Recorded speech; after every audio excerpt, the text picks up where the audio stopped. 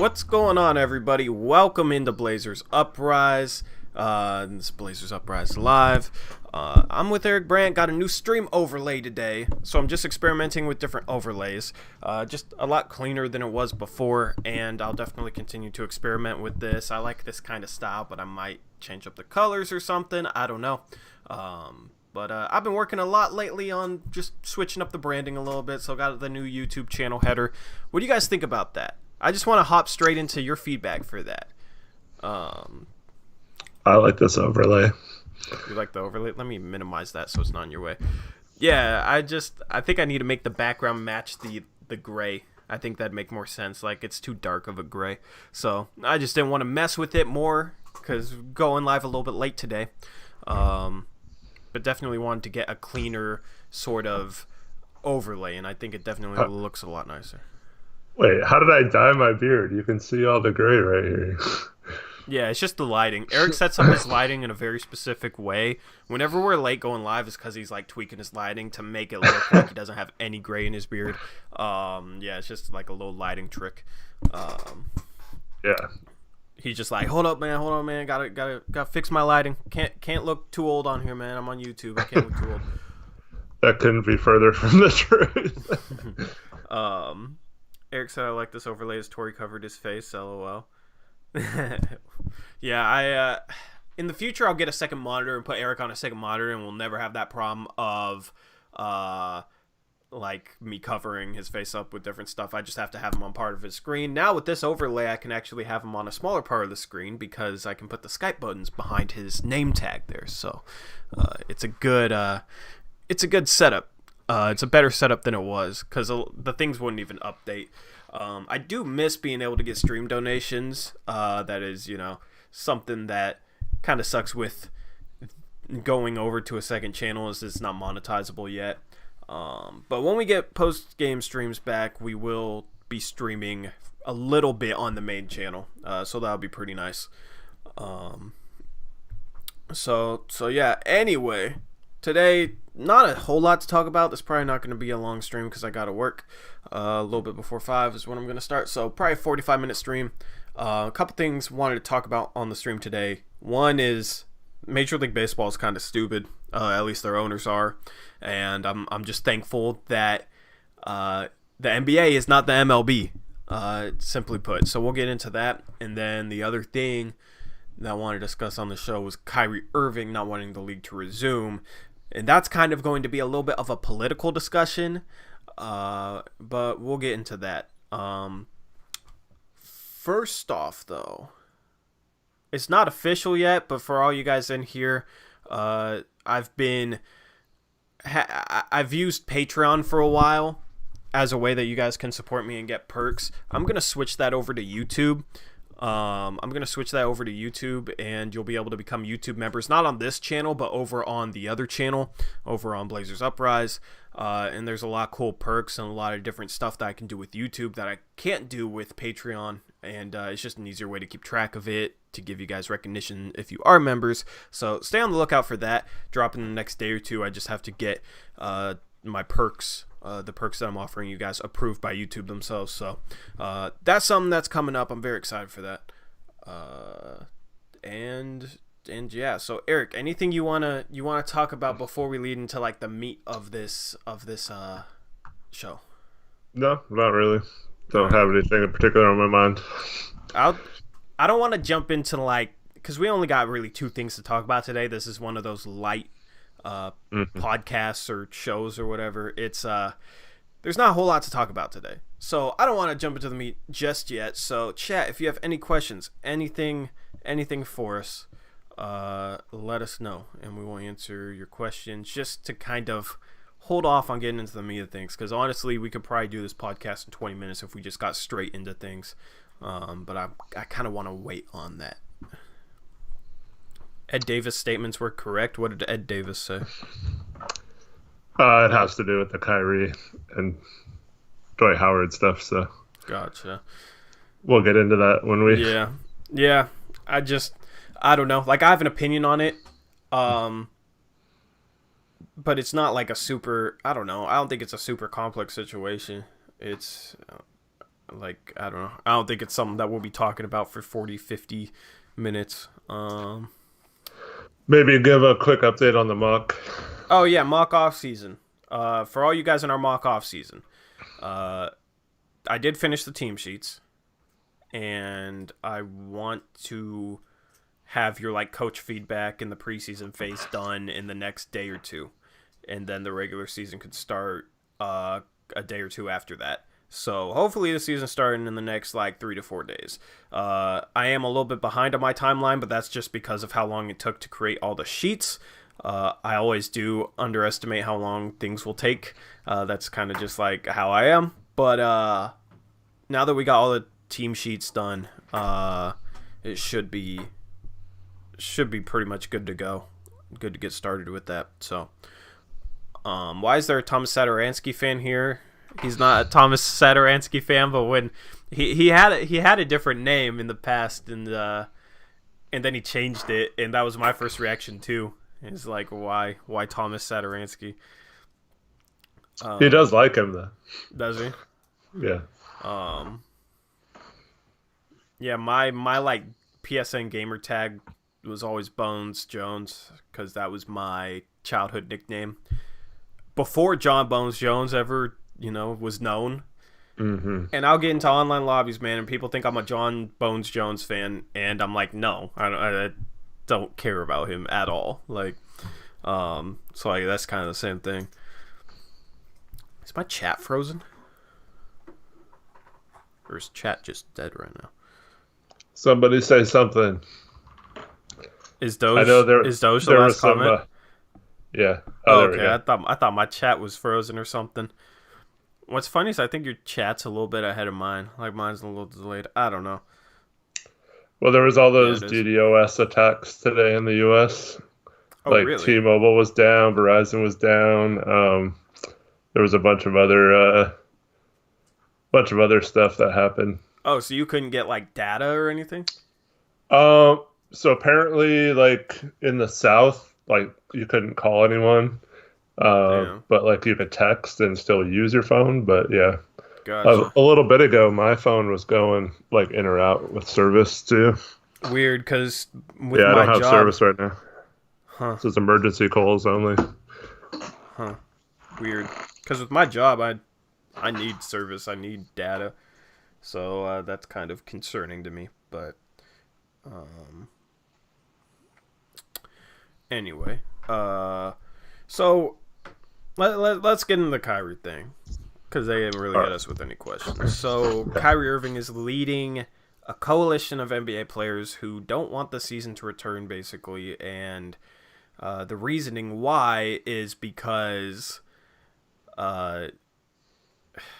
I don't even, honestly, man, I struggle to understand the reason. Like, I don't want to say the reasoning why and not have it fully be correct, but I don't know. Maybe you can summarize it a little bit better for me.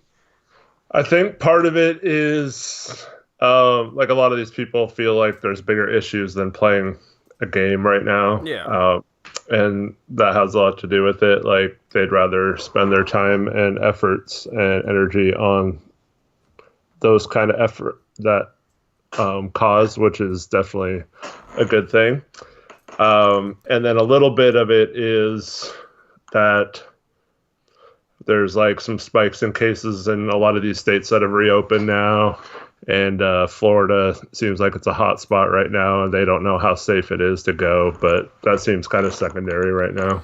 Yeah, let me just start off with the virus thing for them. I mean, if it's a good bubble, if it's a safe setup there, then it shouldn't really matter what's going on outside that bubble. Like, you shouldn't be bringing it in if it's a good bubble. It shouldn't be coming in. Like, part of the problem was that, like, I guess Disney announced that their staff would be able to come and go as they please. And so then the players were like, what the heck? Like, we're stuck there in the bubble. Why are the employees allowed to come and go? Like, you should just, if you're going to work in the bubble, you should have to stay in the bubble like the players did. But yeah, see, I don't know. My thinking on that is just, if they're not making personal contact with the players, it's not as big of a deal. And also, all those employees should just have to wear strict, like, really good PPE. You know, not just some cheap face mask from Target, like good PPE. If that's the case, I don't see the problem with having people go in and out to, like, change, you know, to do maid or hotel service on a room or something. Like, just as long as it's for, like, just as long as it's for stuff that's kind of needed, essential. Well, they're going to have to interact with, like, restaurant workers and, like, hotel. Like, they're going to have things where they're going to have to interact with these. Yeah, but they'd be interacting with those workers outside the bubble, too, you know? Like, I don't know. It doesn't seem like as big of an issue. It is kind of ironic that they picked Orlando to have their safe return, and Florida is just spiking like crazy. A lot of places are spiking like crazy. But why, if they're stuck there and can't leave for health reasons, why is, like, someone working in the restaurant at the hotel allowed to come and go and possibly bring it into them the next day or whatever? My thinking is that the hotel workers would have far less contact with players on a daily basis than players would have with other players. So it's different in that regard. But all it takes is, like, for one server or something in the hotel restaurant to get it, and then you question why he was allowed to leave or whatever. And I'm sure there would be enough workers that were willing to stay in the bubble to have a job right now. So yeah, I don't know. Yeah, find all those girls that go to NBA games in, like, high heels and a super fine dress and try and get as close to courtside as possible. Because every game I sit close, I see girls like that. It's just like, you're dressed up to go to a 5-star hotel, like, something. I don't know. Like, dressed up to go out on the town. It'll be, like, December. They're wearing, like, short skirts and, like, no sleeves, dressed up all fine. And, you know, they're just trying to get close to the court and get the attention of a player or something. I've actually heard personally that, like, somebody knows a couple girls who literally try and do that, dress up all fine to try and get as close as possible to courtside to catch the eye of an NBA player and maybe, latch on. So just round up a bunch of them from across all 30 NBA cities, test them, send them down to Orlando. They get what they want. They would probably work for free inside that bubble. They'd probably just chill in there for free. But yeah, I don't know. That's the thing. You still got a month and a half. Less than a month and a half, because they're going to go down to Orlando before they start. But you still got some time, and I guess that's why they gave themselves this runway here, is to, like, figure out stuff like this. I think that the NBA will figure out a solution to that problem. I'm not really worried about that. That's not really, like, the main thing. Like, I don't think that's going to be a reason why they don't restart the season. I think it's going to be... I think they still restart the season, but the main thing with Kyrie is how, there's obviously bigger issues in the world going on right now. They're just issues, as you said. You summarized it really well. You summarized it better than I can. As far as, there's bigger issues in the world right now, they can, give their attention to more important causes than basketball. Honestly, I don't think returning detracts from them raising awareness for what needs to be done. I don't think it detracts from the entire movement. I think, if anything, it could help the movement. Yeah. So I'm fully in support of Black Lives Matters and all that stuff. I just want to say that for the record. But, like, not sure what it's going to be like in a month and a half, both with this and with the coronavirus, all that stuff. So, like, I don't know how anyone knows what's going to happen. So to, like, say you're not going to play a month and a half from now because of the Black Lives Matter movement or whatever, it's just kind of like, what do you want to see happen for you to feel comfortable playing? Mm-hmm. Like, if you set those parameters, then maybe it's the same thing that, like, I didn't have a problem with Kaepernick kneeling, but, like, what is what do you want to see to stop kneeling? And obviously it's to stop like violence against the black people, but um it's not just going to stop. Like it's unfortunately that's not something that's it needs to stop, but like you can't just like enact a rule or a law or something and have it all go away. Like it's going to unfortunately take like years of getting to do this. So like at what point are you going to be ready to play basketball again? And like what like are you just not going to ever play again? And I respect that. Like it doesn't bother me whether Kyrie plays or not, or if he's certainly able to make his opinion. But like, is that what you're saying? Like, you don't ever want to play basketball again? Like, I don't know. Yeah. Yeah, I mean, like, if this was the start of a normal season, would you be saying the same thing? Like, that's kind of, it's just something where I think. Or like, if the season never got suspended and you were in the finals right now, like when George Floyd got murdered, would you like not play? I mean, it's certainly you're right to not Kyrie do that. Kyrie would be like the one person to do that, Yeah. I just don't see how it detracts, I think you got a huge platform. You're going to get paid for going down there and playing. You can put that money to a lot of good use. And you can use the platform of performing on a national stage, playing basketball on a national stage. You can use that platform to your advantage. So I don't see how returning detracts from that. I think if anything, it empowers the players more in order to affect the change they want. Kind of reminds me of like when an actor and actress gets famous for a TV show and then they like get mad that people think of associate them with that TV show, you know what I mean? Like Kyrie is famous because he's a basketball player, so like use that fame to make something change.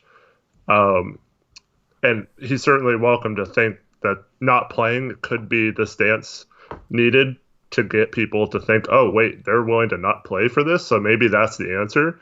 I don't know, but it kind of feels to me like they're just not wanting to play. So anyway, someone mentioned the Ed Davis comments earlier. So he basically called out them like saying, like, yeah, it's easy for Dwight Howard to not play. He lives in a $20 million mansion in Atlanta, can just like retire and not give a crap about anything for the rest of his life. And that's what Ed Davis said. Yeah. Yeah.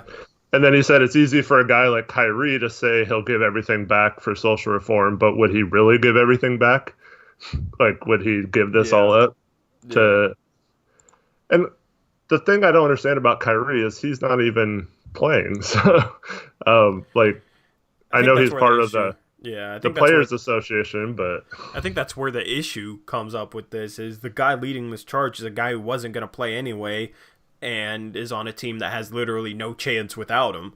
So it's like, okay, it's going to be easier for you than, if you're in position to win a championship, and people will say, oh, well, Dwight Howard's agreeing with him and he's on the Lakers and whatnot. But it's like, yeah, Kyrie made it easier for guys like Dwight to come out and say that. Dwight wasn't saying that before Kyrie. These guys weren't saying that before Kyrie. It's just weird that, like, the guy leading it, I get, that he is the vice president of the Players Association or whatever, which is weird. Why is he the vice president? Like, of all the people to have as the vice president. I mean, I don't know. There's a lot of good leaders in the NBA, and I definitely wouldn't call Kyrie a good leader. Maybe it's because he's not afraid to speak out. Maybe it's a good thing. I don't know.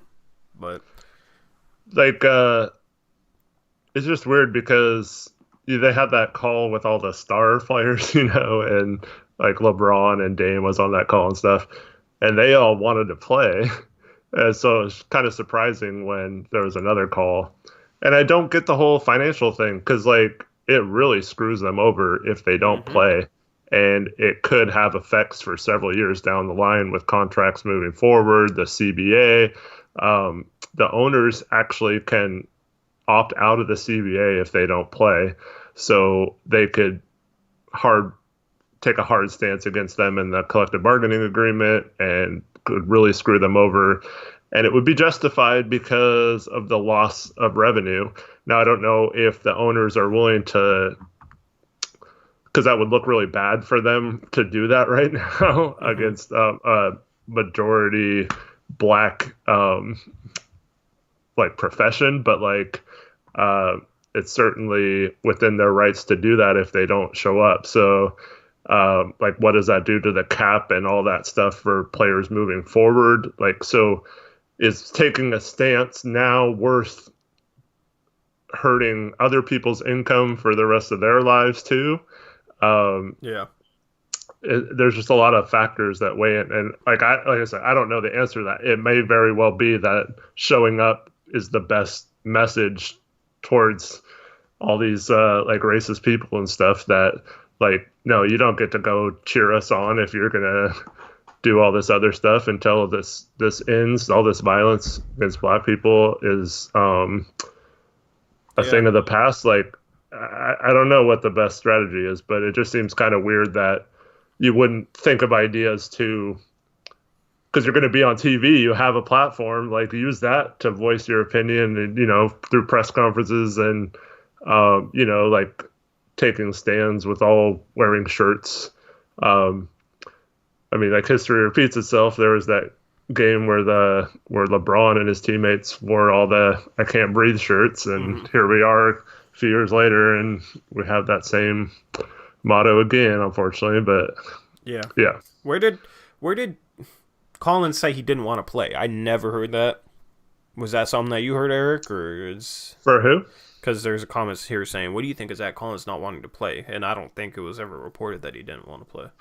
Just that he was on a call, but that doesn't mean he didn't want to play. So what Ed Davis said is there was about 80 people on the call, and there was about 10 of them, including Kyrie leading it, that were saying this, and the other 70 were just like, "Do I get to say whatever?" Like no one else really said anything. Yeah. So I don't hear anything about Zach. I'm guessing he didn't was say on the a single word on the call. Yeah, I doubt they even were. Like, why would they be like, "Hey, Zach, what do you think?" Like, they're not going to give a crap. Like, yeah, for real. How many of them know who Zach is? I mean, dude's been out all year. Kyrie probably forgot who Zach is. I wonder if there's NBA players like that who just like don't have great knowledge of other NBA players just because they don't like pay attention. You know. There's gotta be. It's like, oh, that white guy we play against, what's his name? You know, I don't know. Which seems weird to people, but I remember Jeremy Lamb coming into the NBA, like, knew, like, one player on the Blazers being interviewed, and he was like, oh, they got that tall French dude guy. He's, like, couldn't name anybody on the team, and it was like, wow. You know, it was just kind of surprising, but there is something. I think that happens a lot more than you think. Yeah. There is another part of this, and I might get flack or backlash for this, but I think the players are overestimating. Like, they wield a lot of power, but I think they're overestimating how much they're needed for this movement. Because there's a lot of change that's happening. That's not because NBA players are out there. You know, change that would be happening regardless of if NBA players spoke up or not, because this movement is so much bigger than the NBA. This movement is so big that I think, you know, with a guy like Kyrie, yeah, he could be putting his efforts, you know, instead of going to Orlando, he could be putting his efforts to better use in terms of, you know, participating in this movement. But the way he worded it almost sounded like, he almost made it sound like he's the key to it. needs Kyrie and needs the NBA, needs NBA players, and it's like, no, they don't. You know, it needs everyone. Yeah, I mean, yeah, but like, if NBA players are not speaking up, it's still happening. You know what I mean? Like, NBA players have spoken up, and I love to see that, and I think that's a good thing. I think that's, you know, something that they should be doing.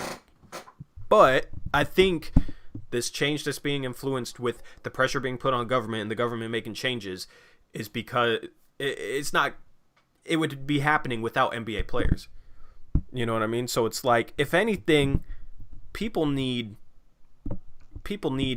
like, I don't know, like, people need a It might be good for people to have something where they can like kind of check out from reality for 3 hours and watch a basketball game, you know, just because of how tough everything has been this year and how, you know, much our country, our world is dealing with. I think it'd be good for people to have something, you know, to be able to sit down for 2.5 hours and watch a basketball game and kind of take a break from reality, which is not in a good spot right now. You know what I mean? Like, I think that's something that might help people, you know, mentally, emotionally, to deal with everything that's going on. So I don't know. That's my disjointed thoughts on that. Well, Malcolm had a good suggestion too. Like they could put some sort of Black Lives Matter statement on their jerseys or something. Mm-hmm. And the NBA, I think, would be willing to listen to them and whatever they feel like would send the strongest message doing. Like, heck, you could even not even put the cities on or the team names on the jerseys, just put Black Lives Matter or have, you know, the BLM logo on them and stuff like that, just to try to raise more awareness for it. But this movement's gotten so big, like, I don't know if, like you said, it needs necessarily, it just needs everyone to, like, put the people who aren't part of it in their place. It doesn't need more awareness, in my opinion. Yeah. But it's good that all these people are being called out. And, it seems like every Karen, you know, that does something, or every police officer that does something right now, thankfully, is for the most part being caught on video, and it's starting to actually make a difference. And the protesting has made a difference. How much of a difference is not enough yet. Hopefully someday we can get to a point where everyone respects and is equal to each other and we don't have to worry about this, but it seems like that's still a long ways away for some people. Well, you know what's weird is that in the past, we've needed more awareness. In the past, a lack of awareness was a major issue. And that's kind of changed because of how, you know, I think the awareness for the issues that African Americans face, you know, the issues of police brutality in general, like, I think that a lot of these issues now have gained a lot of awareness because of this. So now it's almost a different, you know, issue. It's like, okay, how do we fix it? Obviously, you still want to bring as much awareness as possible. And obviously, you know, there are still people out there that are ignorant, that have their heads stuck in the sand, that aren't aware. But it's almost moved on from how do we bring awareness to this to how do we fix this? Because in the past, it was always, okay, we need to have, as a whole, as a collective people, we need to have more awareness of the issues in place in order to fix them. But now, and this is why, you know, I'm kind of just proud of what a lot of people in this country have done, is this country has gained a lot more awareness. This country is a lot more aware of the issues facing people that, you know, aren't quite like them. You know, I mean, there's it's hard to understand the struggles that an African American has to face, you know, on a daily basis. I'm white, so I don't have experience dealing with that. And there's a lot of people that, you know, see, I'm somebody who listens and really tries as best I can to understand people that are different than me, understand people in different situations, understand that type of thing. But there's a lot of people out there that don't care, that don't want to understand, you know, the struggles that somebody is facing that they don't get to face. You know, they're happy with their privilege and don't care about the issues that somebody has to deal with that doesn't have their same privilege. But now I think it's kind of shifted where you have a lot of people that are now listening, and I think that's a really good thing. And tying it back to the NBA, really, like, the most powerful aspect of professional athletes speaking out against this is to bring a bunch of awareness, you know, because they have a big platform, they have fans, a lot of different types of fans, a lot of different type of people who listen to them. So I think their most powerful the most powerful part of athletes speaking out is just because they can bring a bunch of awareness. But our awareness is good at this, you know. Now it's just, okay, how do we fix it? How do we improve things from here? Yeah, and Caleb asked, Do we think it's led to any sustained change, or is it all smoke at this point? And it'll be interesting to see some of these cities who are defunding the police and trying different things with their police force, like San Francisco, Minneapolis, to name a couple. It'll be interesting to see what turns out of those movements in those cities. Unfortunately, I think right now, like, the stupid videos where the cops are dancing with the protesters or like kneeling and stuff, and then you see like a video from the next day where that same officer is like assaulting someone, and like, so I think a lot of that is BS and just pandering to the protesters. But until people in power do not abuse their power, we're always going to have this problem. So as long as there's racist police officers and police officers who want to fight people and instigate things just so they can beat people up and then charge them with resisting arrest, so that is justified, as long as we have police officers who are like that and officers who don't, say something to those officers who are like that, we're always going to have these kind of problems. And unfortunately, that's really messed up. I don't know how to fix it. If I knew, I would say it. Well, the change isn't going to come from cops. Like, they've proven that so far. The bad ones are going to do heinous things, and the good ones have shown that they're not going to speak up. And I think that's a major issue with this is, yes, there are good cops out there, but they're not speaking up. They're not speaking out. Or not enough of them, and they've shown that over the past few years. They've proven over the past 4 or 5 years that it's not going to get better because of police at all. If it's going to get better, it has to come from lawmakers. It's going to have to come from basically our government, from the people above them, from the people that can hold them accountable, and from the people who have power over them and who can change how police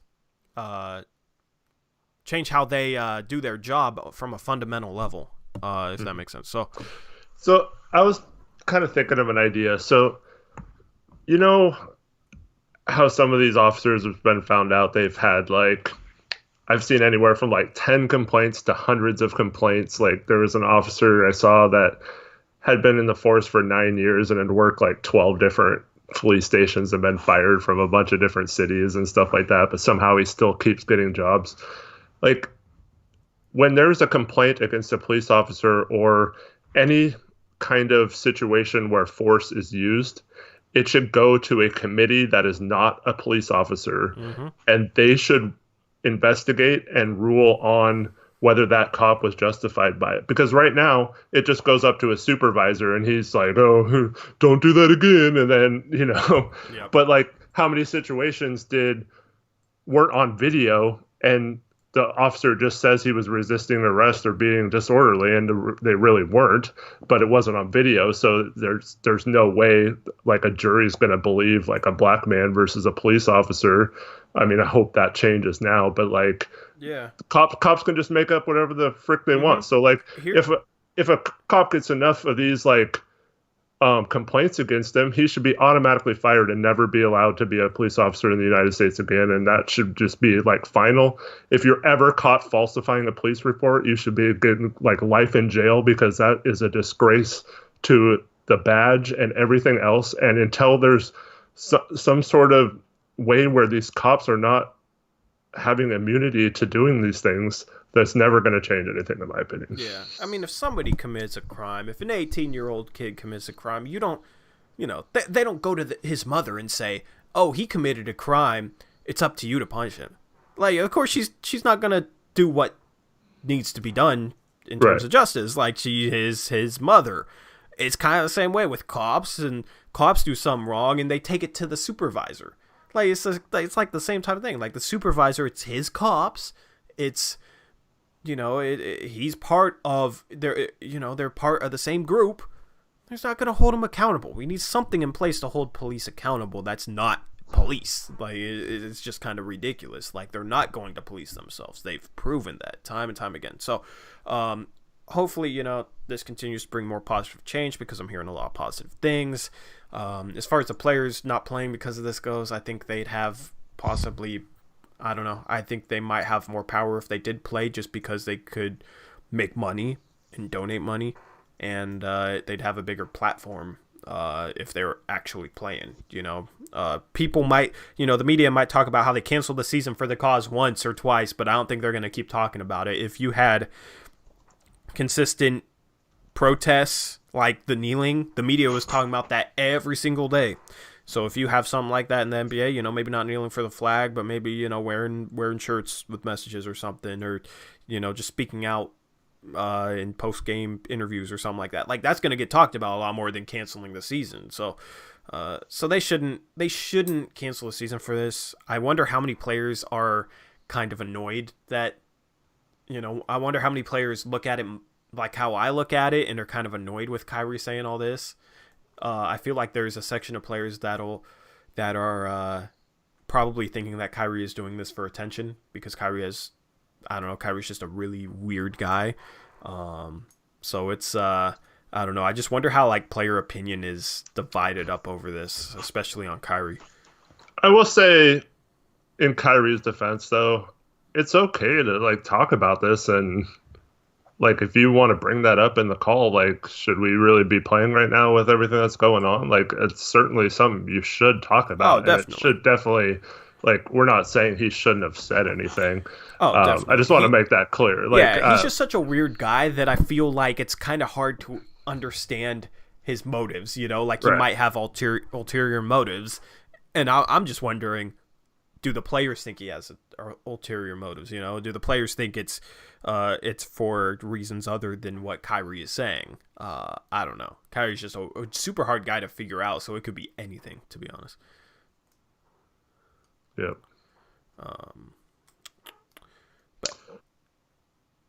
I'm wondering if, I don't know when he was appointed. I know, is it Chris Paul the head? And then Kyrie's the vice president or something. Yeah. I almost felt at one point it was Kyrie sounded like he was just mad that he wasn't included on that other call. It's star like he call. wasn't gonna play. Why would he be? Yeah. But yeah, see, that's what I'm talking about. He might be mad over that. Harden wasn't on that call either. And Harden isn't wiling out or anything. Yeah, Harden's.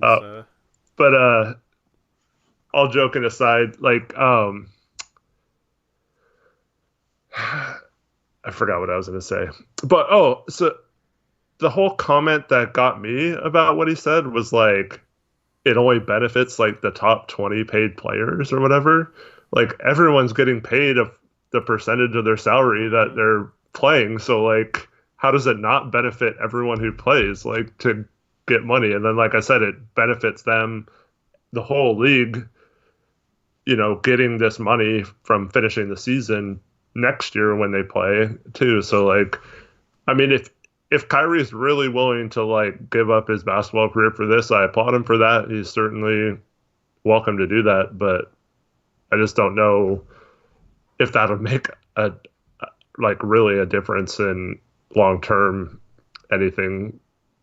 No one's going to be you know what, I'm a racist, but Kyrie didn't play that one season. That showed me I'm not gonna ever do anything bad to a black person ever again. So I hope he uses that platform to do something to make a change. And I don't know if he's been out protesting or what he's been doing this whole time, but I've definitely seen a lot of NBA players out there on the front lines putting up the fight, and it's good to see that the players, a guy like Dame doesn't have to. He can just sit at home and not be a part of it. But it's great that he uses his platform, both from the NBA and his rap skills, to come out with songs saying, if you're racist, F you. Good for him. He's been great through all this. And there's a lot of other NBA players that have done the same. And I think, having that platform on TV to do something, and get with Adam Silver. He's been a pretty proactive commissioner. Get with him and figure out what you guys can do. Maybe there should be some sort of message at the beginning of every broadcast about Black Lives Matters and why it's important, and why it's important not to say all lives matters and that kind of stuff. And like, or like a halftime of every game, like have some sort of presentation or something that brings more education and awareness to all these problems. I mean, there's a lot of different things they could do. I thought you summed it up perfectly. Like, the people causing these issues are not going to change their ways because Kyrie Irving doesn't play or because the NBA doesn't play. I don't think one person that's responsible for the problems that we have as a society is going to change their ways because of the NBA. So, and unfortunately, our president is just gonna create a bigger divide between the followers of him and the people who are against. He still has followers. Yeah, he is. It's crazy, man. I ain't even gonna get started on that, but that's crazy, man. The thing is, I do think he is kind of tanking his chances for 2020, so I'm happy about that. But that's as much as I'm gonna say on that. But speaking of regards to like Adam Silver in the NBA, like Adam Silver is as connected to his player base as any commissioner in sports, I think. I mean, you just look at Major League Baseball, which is what we're gonna end the stream off with. Like, they're just that's a cluster F today. Dude, they're ruining their league with this. They are ruining their league. Like, the average baseball fan in 2000, I think it said, was 52 years old. The average baseball fan now is apparently 57 years old. That's not good. That shows that the game is like slowly dying. If your average fan is already 57, like that's old for an average fan, man. That's old. It is getting older. Like, that shows that you're not connecting to the youth. The time to connect to the youth is when the youth is bored as hell. The youth has nothing to entertain them with in terms of sports. Like, this was a perfect opportunity. The thing is, like, baseball is a sport that you can play with some social distancing, and it's a sport that you can play like with the face mask on. You can't play basketball with a face mask on, just you breathe too much. But baseball, it's a ton of standing around. You run a little bit. Like, you could play baseball with a face mask on as well as any sport other than maybe like golf or something. I don't know. But regardless, like, baseball should have been able to return by now, I think. If they, like, got on the horse early and put together a good plan to return, a safe plan to return, something that didn't put the players at any increased amount of risk, I think they could have returned by now and gotten a lot of attention from young people in the United States who are without sports right now. I mean, you look at NASCAR, like, NASCAR's ratings are doing better than ever, and I've heard multiple people say they're actually kind of getting into NASCAR, just because they've actually watched a couple races and enjoyed it more than they thought they would. You know, hating on NASCAR is like the cliche easy thing to do, but I've heard, you know, Pat McAfee was one guy who said that he was enjoying races and actually watched a couple races. I don't know if you guys ever listened to Pat McAfee show, but like NASCAR is like less popular than baseball, I think. Baseball could have done what NASCAR did and gotten back early, played games, and gotten the attention of a younger section of fans, and maybe, you know, increased their fan base in terms of you know, getting young fans into the game. But instead, you have these owners and you have these players that can't come to agreement. There might not even be a season this year because the players won't settle for anything less than 100% pay, which I kind of understand, but I kind of don't. You know, you are what you're worth, and if you're only going to play a half a season and get 80% of your pay for that, I think that's a pretty good offer if it makes the season actually happen. But then the owners at the same time almost seems like they're not even negotiating in good faith. And it's just a mess, dude. It's just a complete mess. So listening to everything that's going on with the MLB right now, I'm just thankful that the NBA is not like Major League Baseball, man. I'm glad that we have owners that listen to their players. We have a commissioner that's connected with their players. And it's not like how Major League Baseball is structured. because that's just a mess. Yeah. The thing about baseball, too, is usually their time to shine is in the summer months.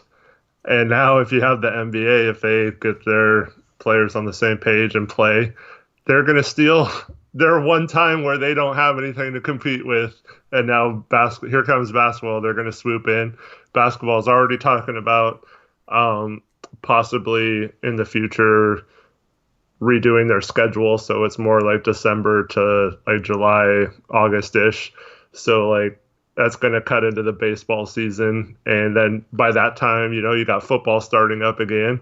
And so like, yeah, they're really going to be in a situation where they could lose a lot of viewers and a lot of their fan base, especially if they don't play, because it took almost a little bit of a steroid-induced miracle for a lot of those fans to come back, watching McGuire and Sosa chase the home run record when they didn't finish out the 1994 season because of greed and money and stuff like that. So if they do that again, 26 years later or whatever, that just shows that they didn't learn anything. They don't understand their fan base or anything like that. And I do get that, like, it might be too dangerous to play, and like maybe it's not a good idea to have sports at all right now, and that would be totally fine, I think. But like, it doesn't seem like that's what's happening at all. It just seems like they're arguing over money, and like they're not willing to budge either side, and that just seems really greedy with how many people are struggling, both with this whole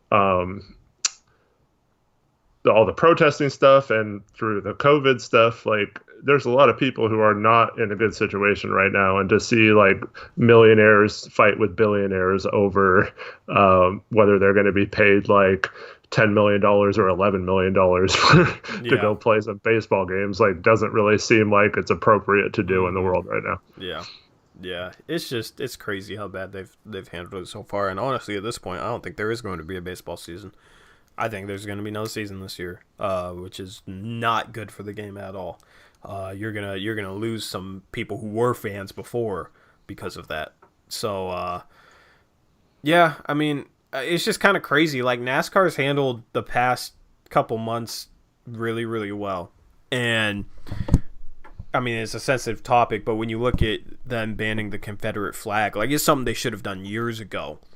Yeah, absolutely. But at the same time, they're a Southern-based sport, and their like fan base is like on average the type to get upset about that and to boycott NASCAR or whatever. You know what I mean? Like, NASCAR doing that they should have done it years ago. Yeah. From a business standpoint, it might hurt their business a little bit just because of their demographic, but it's the right thing to do. But what's nice to see is like how many people are out there on social media like, oh, I might finally give them a chance now that they, because they banned the Confederate flag. And from somebody who enjoys NASCAR, who thinks that they should have banned the Confederate flag, decades ago, it's really nice to see like normal people, non-racist people, people that aren't from the South and don't fly the Confederate flag. It's nice to see people on social media saying, oh, I'll give them a chance now. Yeah. So, two things to the NASCAR thing. One, I saw a hilarious tweet. I forgot who it was, but it said something like, who would have thought that like Democrats would be proud of NASCAR and Republicans would be Harry backing Potter. like Harry Potter. I think I retweeted that. You might have seen it from me, but yeah, that was maybe funny. It's just like 2020 is such a mess, man. But you said something That's perfect. that I think is really important in these times. You said they didn't want to do it because of their fan base. Mm-hmm. And I think that is exactly why we're in the situation we're in. Because it's the same thing we talked about with the police officers. Like, you're playing to your audience. You don't want to like get another fellow police officer in trouble. Like, you don't want to do what's right, even though it's the right thing to do. You're worried about the financial implications of that. And to me, that makes you contribute to the problem if you allow that to happen simply because you don't want to lose part of your fan Yep. base. And I know it's not necessarily the right business decision. Of course, if you're running a business, you don't want to like, you know, disrupt half your audience or how many ever whatever percentage of your audience believes in the Confederacy or whatever. But it doesn't matter. It's not the right thing to do. Like you shouldn't support that flag. Which is why And yeah. Which is why I'm proud of them that they finally banned it, you know. Yep. Should have done it earlier, but they did the right thing now.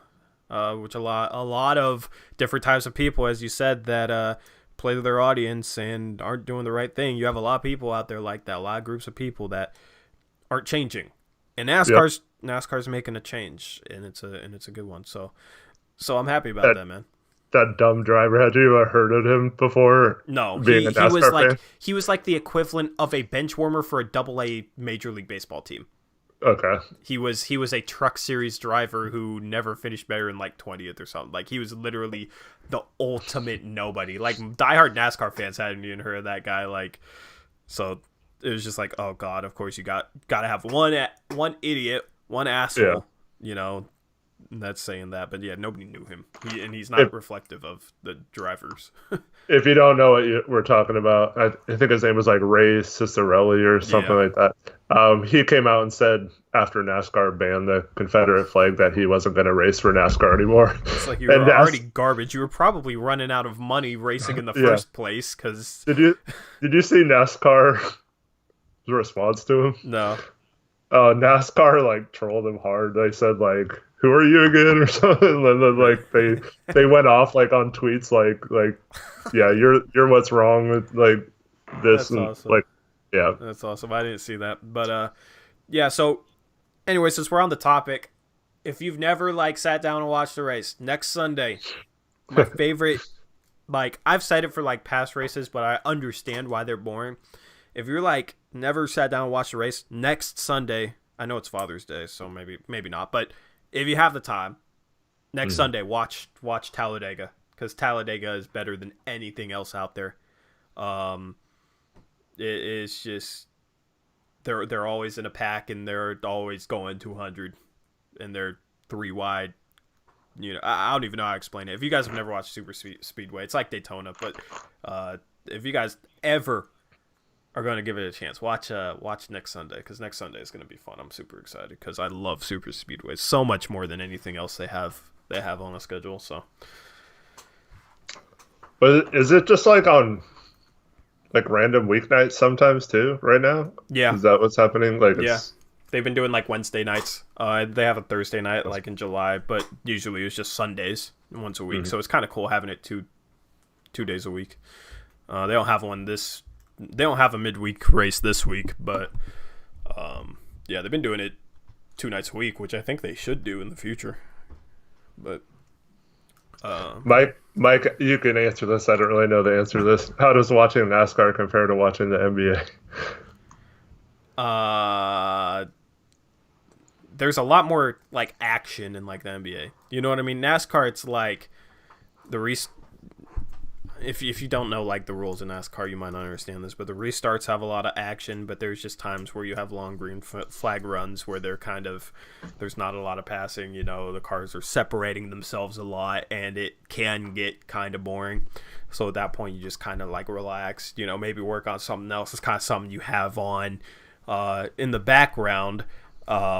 A lot of times, you know, if races get like that where the leader has a 5-second lead with like 3-4 laps to go, you're rooting for a caution because you want a restart with everybody bunched up with 2 laps to go, because that's like the most entertaining racing. So it is a lot. It's a little bit more like baseball, but the thing is, like, I think the parts that have the action are like really entertaining.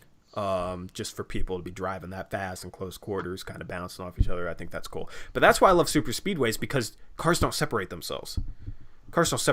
Like, they get sucked into a pack and they cannot separate themselves.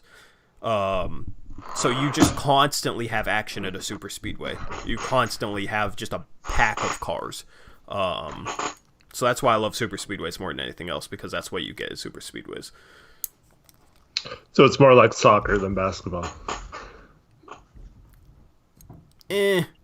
But the thing is with like, yeah, I mean, like, I don't know. It's kind of hard to compare it to a sport because like the type of action is just different. It's not, somebody kicked the ball. It's like these crazy guys are going 180 2 inches away from other cars, almost spun out. You know what I mean? Like it's just a different type of action. So you have to enjoy that part of it to be able to enjoy it. But like that's what I'm saying. Like a casual fan will enjoy a super speedway far more than anything else. So that's why I'm saying if any of you guys are ever gonna give it a chance, watch next Sunday at Talladega. I'll be tweeting about it. Sounds like you have to pay really close attention to enjoy nuances of the game, whereas with basketball or football, you see something entertaining on every play. I'll give NASCAR a chance. Give it a chance next Sunday. And that's the thing. You have sports like that where you have to understand the nuances. Baseball's like that. You have to understand the nuances of baseball to enjoy it. So I think, it's more like baseball because there are nuances that you have to know to enjoy it. Otherwise, it's just like, oh, these guys are just driving around in circles. Like, I understand why it's boring for a lot of people. Anyway. Now all these liberals are going to watch NASCAR. Yeah, I mean, I don't know.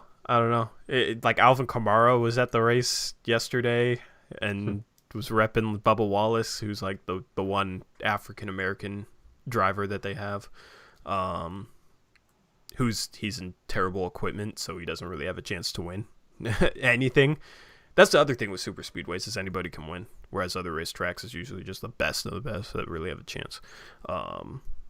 So I don't know. I'm a Bubba Wallace fan. Just good guy. It was cool seeing a Black Lives Matter car out there, knowing that a lot of the fan base hated that. Yep. But anyway, do you watch every lap? Not really. Long green front flag runs. I was working on team sheets while watching it yesterday. I was finishing up the Tommy isn't in our mock off season, but I was working on like some YouTube stuff yesterday. I had it on my phone, just kind of in front. Tommy's in our mock off season. Is he? Oh yeah, he's Denver. Yeah, I was working on the team sheets yesterday. Okay, why did I? Sometimes I confuse him with Parsa for some reason. I don't know why. And then I was like, oh wait, no, he's not Parsa, so he's not in our mock off season. Yeah, I'm tripping. I'll watch NASCAR a few raps soon, like literally anything. It doesn't have to be a full song. I ain't gonna put out anything other than a full song, man. You don't have to watch it. It's fine. I honestly, like, I just can't pay for it, because it's too cliche to hate on it. So I'm gonna be a different voice in regards to that. Write a rap about watching NASCAR. Oh god, that'd be so corny. That'd be corny as hell. Nah, I'm gonna put when I get the chance, I'm gonna put some work into it. Should be releasing YouTube memberships soon. I don't know. Hopefully that works. I want to be able to run a house, man. So I'm working a ton, but I want to be able to put down $1,800 of rent a month, which means I gotta make like over $4,000 a month. If YouTube could make me more money, that would make it easier. Because I wouldn't have to drive as much and I can do more YouTube. So I'm hoping that the YouTube memberships thing is something that can I don't know, something that people enjoy. It's a way that you guys don't support me, but I'm also trying to make it where, like, okay, you pay $10 a month, you get a lot out of it. I'm trying to make the perks good, worthwhile, so that, like, it's not just you donating to me to support me. You actually get something out of it. So, because that's the thing. Once I'm able to rent a house or rent something, then I can actually mess around with that stuff. I think First P Last JL hates me because he was the one who dropped that, and then hasn't been here in I don't know how long. And who's the other guy? The guy that got married in January? Ravioli or something. Travioli. I haven't seen him in a while, so I'm hoping once the season restarts, we get to see some like old faces and whatnot. But yeah, we definitely know who our diehards are now. That's all the people in here right now. So yeah, I don't know. I'll mess around with that. Season doesn't end until like August 23rd, the regular season, so I still got 2 months. And it's not like I'm avoiding it, because actually I do think I honestly think I could be like solid at it, which a lot of you probably laughing in your living rooms right now. Eric's laughing in his bedroom, but I honestly think I could be decent at it. So it's not something I'm shying away from at all. Just prove it. Well, when I get the chance, because I ain't gonna record with people in my house. There's a mental space you gotta be in, man. I'm sure Damani would tell you. I know. I used to record in like an apartment, and I was like always conscientious about like people around me. Exactly. But I still did it. So. But you were in an apartment by yourself, right? Well, no, I had like roommates, and I was rapping with like other people. But like, oh, well, you were doing it with other people. Then that's different. Doing it by myself with other people in this house, can't do it. Also, I'm trying to make it good. So if I'm conscientious, it's not going to be as good. The delivery is not going to be as good. Tori, your damn grave will say you're still working on it. I mean, hopefully I don't die in the next 4 months, 2 months, whatever. You're going to do post-game shows for the NBA Conference Finals if the Blazers aren't in those series? Maybe. I'm not sure yet. Why am I playing with no Clippers? What the hell is wrong with me? I've been playing with those the whole stream. Yeah, so. Anyway, we're going to wrap. Don't you deliver, though? I deliver food, not bars, man. I actually have a shift scheduled starting 5 minutes ago, so I got to get off here. You can work that into one of your runs. God, I would honestly want the lyricism to be good and like clever and like I'm gonna hold myself to a high standard with this. Trust me, like I'm not. Oh no, I know it's too high of a standard, and that's why you're not doing anything. Possibly, but I don't know. I think I can meet my standard. That's the thing. So that's let me come on. I don't got any. Yeah, I don't know. I think I can reach that bar I'm setting. So we'll see. We'll see. Right. I want Dame playing it in his mansion, you know, on Instagram Live. What's up, Portland Made? We're just signing off, though. We'll catch you guys on Thursday with a stream. Mailbag I was going to put out today, but I wanted to wait until I get approved for the YouTube membership thing. It said 24 hours. I submitted it like 5 a.m. this morning. So by tomorrow, I should have that approved, and then I can announce it because I wanted to announce it on my mailbag. That order is not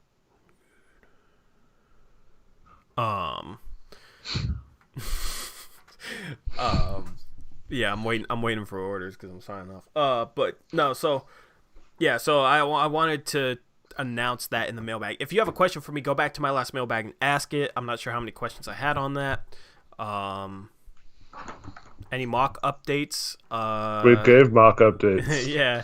And it's not. We gave a mock update on the stream and in Discord, so he might have seen that I don't know. He might have seen the Discord, but not anything other than should have your coach feedback for you in the next couple of days. Then should be able to start the regular season in like 4 to 5 days, something like that. So anyway, I'm gonna sign off. I'll catch you with another stream Thursday night at 9:30. Since that is our new time for our later in the week stream, which I've enjoyed those late night streams. Make sure to follow me at ToryJonesYT. If you don't follow me on Twitter, follow Eric at HoopsJock. Subscribe to the channel if you haven't already. Check out some merch. Some merch is still available. BlazersUprise.com/merch if you're interested. And with that, I'm out of here. I'll catch you guys later. Thank you for tuning in. As always, peace out.